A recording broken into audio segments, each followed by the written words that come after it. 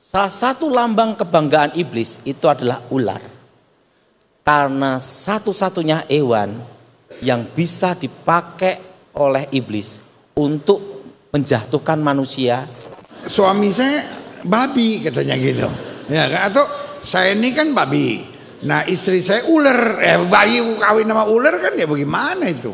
Tidak ada pengaruh Pak Gibet. Yang jelas nasib itu ditentukan oleh perjuangan kita. Daud, Tuhan itu baik. Aduh, Daud, hari ini kita mau menyambut Imlek. Nah, ada banyak hal tentang dunia orang mati, tentang naga. Apa yang Tuhan taruh di hati Pak Daud tentang hal ini? Saya bicara bukan sebagai agama, Pak Gibet. Bukan agama, Tapi sebagai kepercayaan budaya.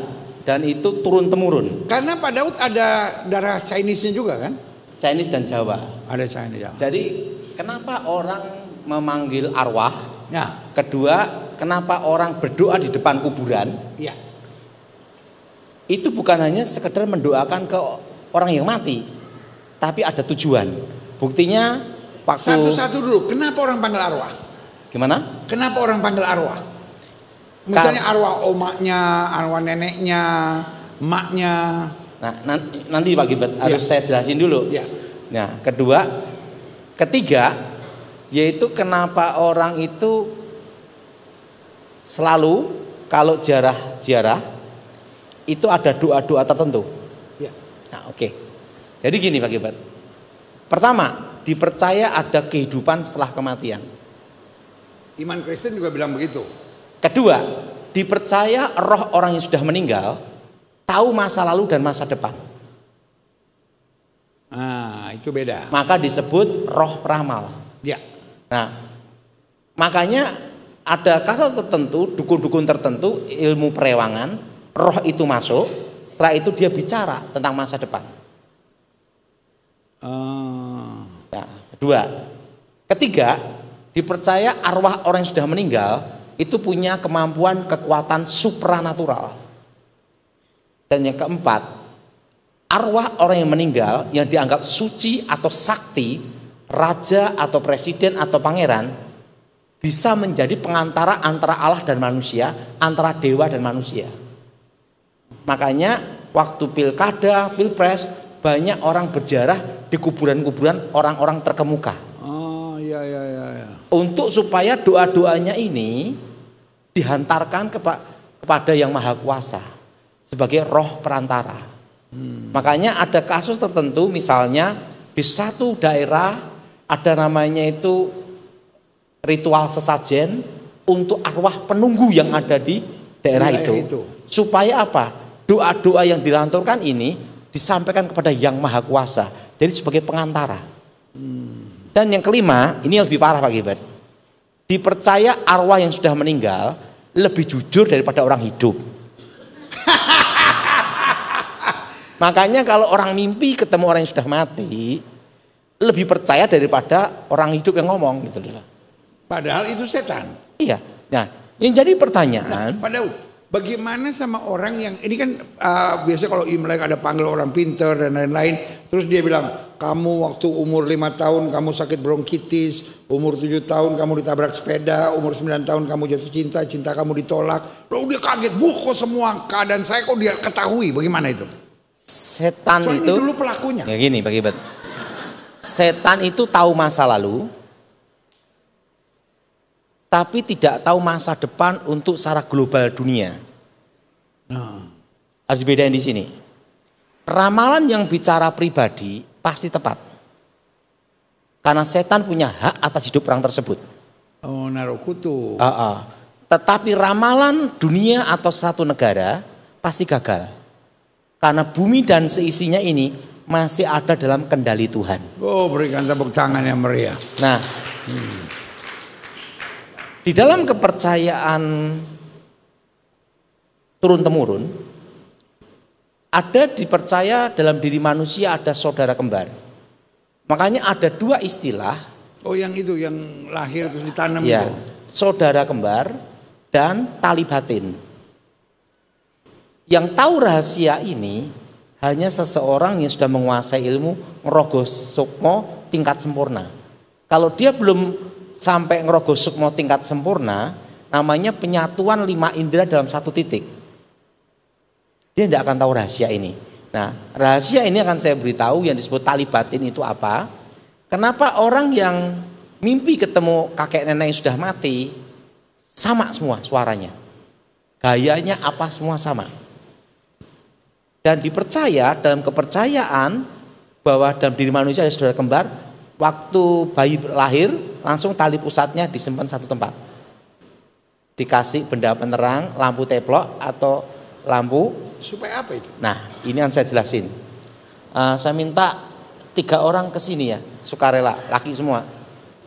Dan ini adalah rahasia dari ilmu ngerogoh sukmo Pak Gilbert, yang disebut tali batin. Dan nanti ada hubungan dengan kawin roh. Ini contoh ya. Pak Andreas ini ya. Sebelum dia sebesar ini, pasti pernah menjadi seorang bayi.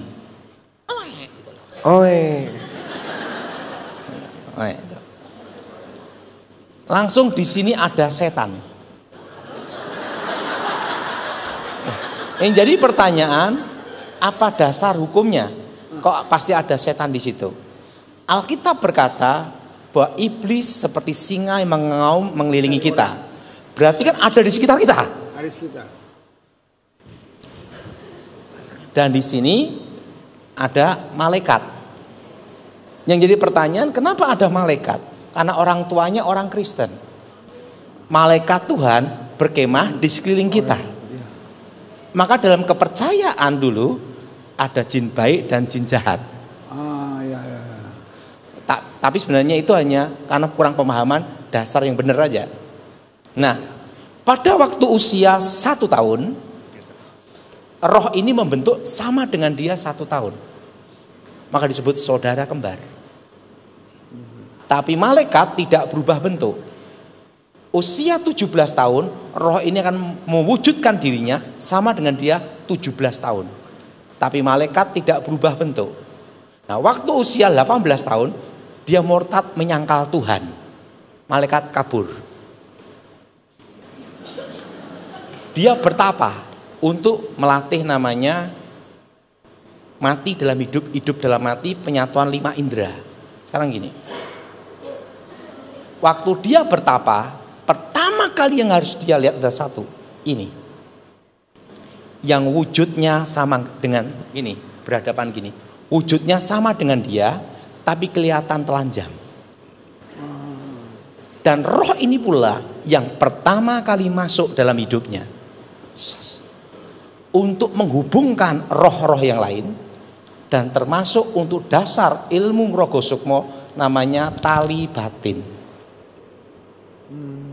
Nah, pada waktu usia 70 tahun, mati gini. Karena dia menyangkal Tuhan, tidak percaya Tuhan, langsung rohnya ke dunia orang mati. Nah, kalau dulu sebelum saya bertobat namanya terowongan alam kematian. Itu seperti gini, Pak Gilbert, lubang gini, gelap gulita. Dan siapapun yang masuk ke situ tidak bisa kembali. Kalau saya ditanya pernah masuk itu belum? Belum. Buktinya saya masih kembali.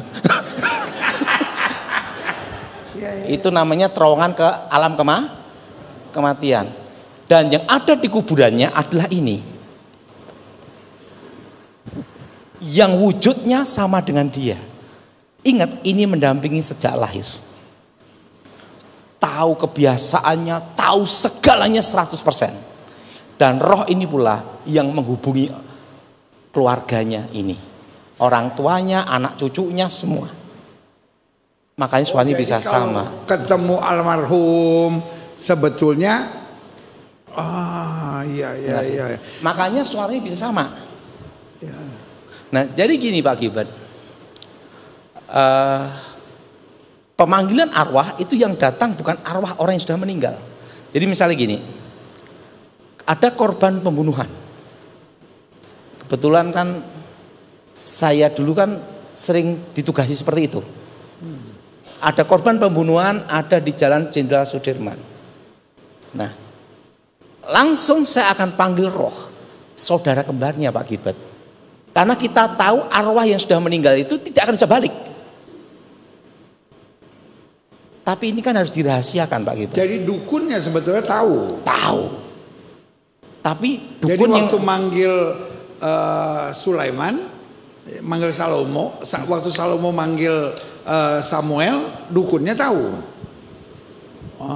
ingat, pada waktu dipanggil itu yang datang itu bukan arwah orang mati. Yang saudara kembar ini Pak Gilbert. Nah, langsung datang, disitulah langsung tahu jalannya pembunuhan. Kan darahnya menuntut. Dari darah menuntut itulah ada dasar alasan memanggil saudara kembar. Nah, kalau yang di kitab Samuel tentang Saul memanggil arwah Samuel, itu bukan arwah Samuel Pak Gilbert. Apa dasarnya? Kan gitu Pak Gilbert. Banyak orang salah tafsir Pak Gilbert. Pertama, muncul dari dalam bumi. Sesuatu yang datang dari Tuhan itu datang dari atas Pak Gilbert. Contohnya Elia dan Musa. Pertama itu. Kedua, Saul sendiri tidak lihat. Yang ngomong adalah perempuan di Endor itu. Ketiga, nubuatnya tidak terjadi. Ngomong gini, Saul, engkau bersama-sama keluargamu, anak-anakmu semua bersama aku besok. Kenyataannya istrinya Daud, Mikal lolos. Kedua, Mephiboset, cucu dari Saul lolos. Yang ketiga, Isiboset, anak kandung Saul tidak mati di hari itu pertempuran. Berarti nubuatnya tidak terjadi. Itu bukan arwah Samuel. Nah, bagaimana dengan kepercayaan pada sio-sio? Dari kecil saya diajar seperti ini Pak Gilbert. Nasib bisa berubah, takdir tidak bisa berubah. Nah, nasib bisa berubah, takdir tidak bisa berubah. Apa tuh nasib, apa itu takdir? Nah, ini seru nih. Nasib itu adalah keputusan kita, mau kaya atau miskin. Kamu malas tidak mungkin bisa kaya itu. Yang bisa merubah nasib kamu adalah dirimu sendiri. Tapi takdir itu ada dua. Kamu lahir pasti mati. Itu takdir. Jadi yang harus mewarnai hidup kita adalah perjuangan kita. Perjuangan. Kedekatan pada Tuhan. Kita ngomong bukan Kristen begitu ya. Guru saya ngomong sama saya, nasib tergantung dirimu, hatimu dan perjuanganmu. Takdir kamu tidak bisa lolos. Itu apa? Manusia lahir dan pasti mati. Itulah takdir. Jadi saya dari kecil. Kita mau umur panjang atau umur pendek tergantung kita. Kalau mau mati cepat itu gampang Pak Gilbert. Cepat tapi nikmat. Ada caranya Pak Gilbert. Makan durian sama makan sate kambing tiap hari. Dan duriannya musangking. Walaupun doa juga lewat ya kayak begitu. Nah, apa kerugiannya? Apa hubungannya antara nasib sama sionya orang? Kan banyak orang bilang, wah ini sio ini tahun ini jelek. Gini Pak Gilbert. Dari kecil saya dilatih sama guru saya. Mereka percaya tidak apa-apa itu order dan omset. Tapi yang kita yang tahu jangan percaya. Gitu Pak Gilbert. Jadi dari kecil itu saya tidak percaya telapak tangan dan hari kelahiran. Tidak percaya. Pasien boleh percaya. Yang percaya silahkan percaya, itu urusan masing-masing. Yang tahu ngapain percaya, karena itu tanpa disadari manusia dikutuk kan dengan itu kan. Iya, itu ada kutuk dan kutuk ramalan Pak Gilbert. Karena setiap hari orang ngomong gitu. Saya ini kan monyet. Nah, suami saya babi katanya gitu. Ya kan, atau saya ini kan babi. Nah, istri saya ular.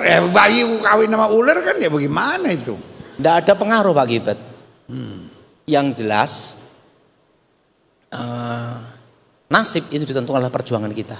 Hati, perjuangan, kerja keras dan hubungan kita sama Tuhan. Makanya guru saya sebelum saya bertobat ngomong gini, saya tidak membekali kamu nama besar, Karena kamu harus mengukir namamu sendiri dalam sejarahmu.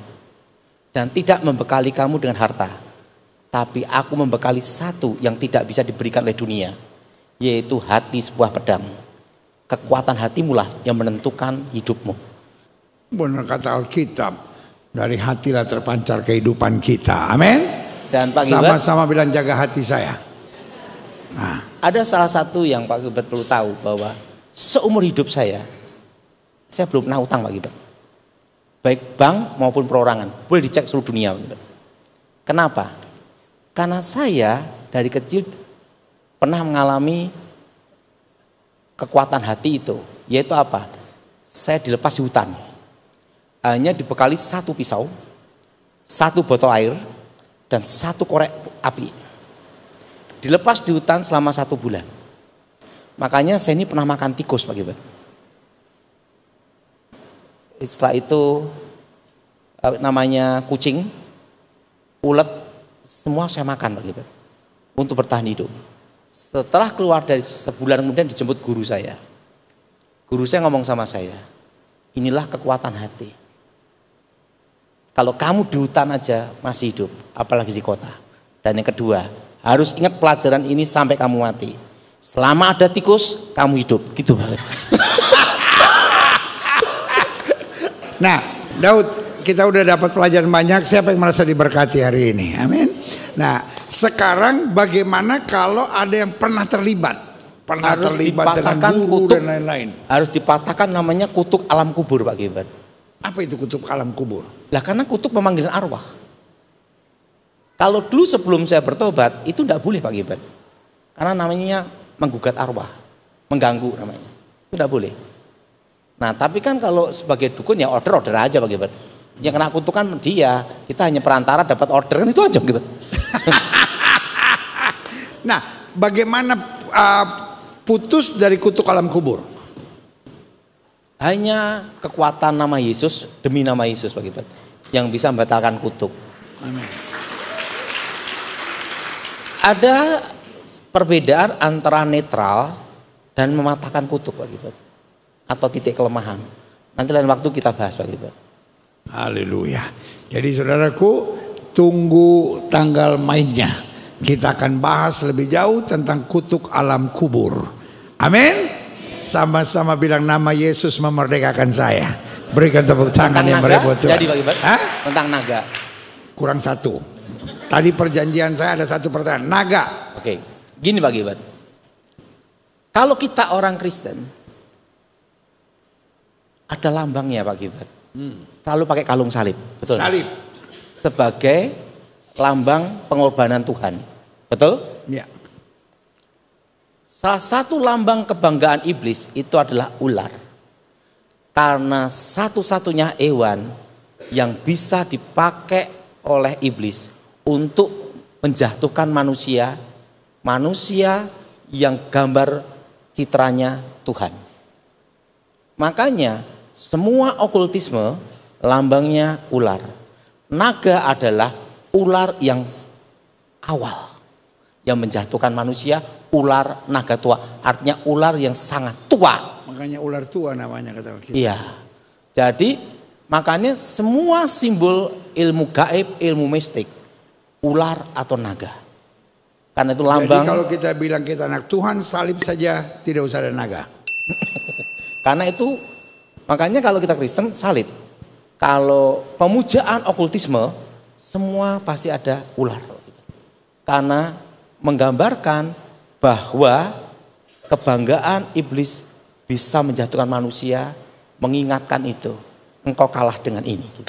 Wah, berikan tepuk tangan yang meriah buat Tuhan. Jadi saya tadi mungkin hanya singgung dari Wahyu pasal 20, tapi Pak Daud bicara lebih tegas lagi buat kita bahwa anak Tuhan, jadi naga itu bukan sekedar cerita dongeng, bukan sekedar cerita untuk penghiburan atau kebudayaan, tetapi naga itu kata Pak Daud itu lambang. Jadi kalau kita orang Kristen lambang saja salib saudara-saudara. Jadi sama seperti saudara kalau udah punya istri, lambang saudara menikah, foto istri saudara. Jangan simpan foto mantan. Cincin kawin. dan cincin kawin. Ya kan? Jadi kalau udah punya lambang itu nggak bisa lagi punya lambang dengan wanita lain. Sekali Yesus tetap Yesus.